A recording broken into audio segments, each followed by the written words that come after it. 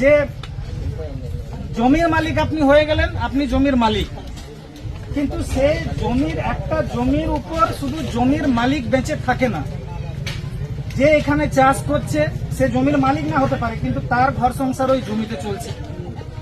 যে ওইখানে গরু ছাগল ছেড়ে দিচ্ছে, গরু ছাগল বিক্রি করে ঘর সংসার চলছে, সে বাগাল কিন্তু ওই জমির উপর জীবিকা নির্বাহ করছে। ওই বাগাল জমির মালিক না হতে পারে, কিন্তু ওই জমিতে কিন্তু ওর ঘর সংসার চলছে। ইসিএল আজকে জমি নিয়ে নিচ্ছে, জমি নেওয়ার ফলে কি হয়ে যাচ্ছে আমি এদেরকে বোঝাতে চাই, এদেরকে পেয়েছি আজকে ছাড়বো না।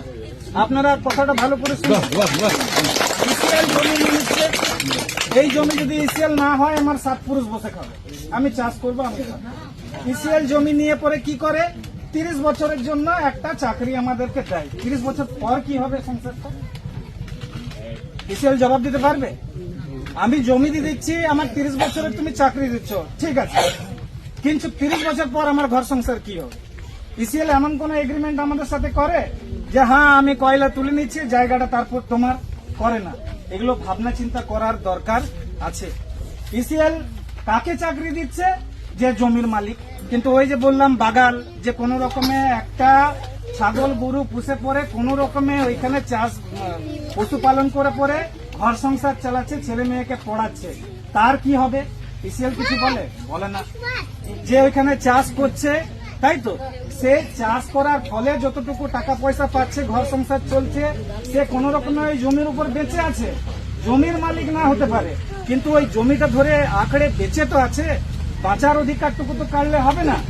তাহলে তার কি হবে? এগুলো সম্পর্কে যারা পুঁজিপতি আছে, কর্পোরেট হাউসের লোক আছে, বিশাল টাকাওয়ালা লোক, তারা এই কথাগুলো ভাবে না। তারা ভাবে যে কিছু লোক আছে, ওই যে বলি বারবার প্রতিটা মিটিং এ বলি যে আমরা ভোট দিয়া মানে কিছু নেতা এটা ভেবেলেই যে আমি ওকে টেন্ডারি করার একটা সুযোগ করে দিলাম, আমি ওকে কন্ট্রাক্টর হওয়ার একটা সুযোগ করে দিলাম, আমি ওকে বিভিন্ন মাইন্সে টাকা ইনভেস্ট করার সুযোগ করে দিলাম।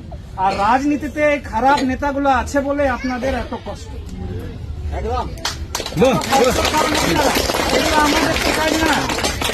আমরা সংগঠন করেছিলাম যে ছেলে মেয়েকে পড়াবো, যারা বাবা মা আছে শিক্ষার প্রতি অ্যাওয়ারনেস নিয়ে, আমার সংগঠনের নামই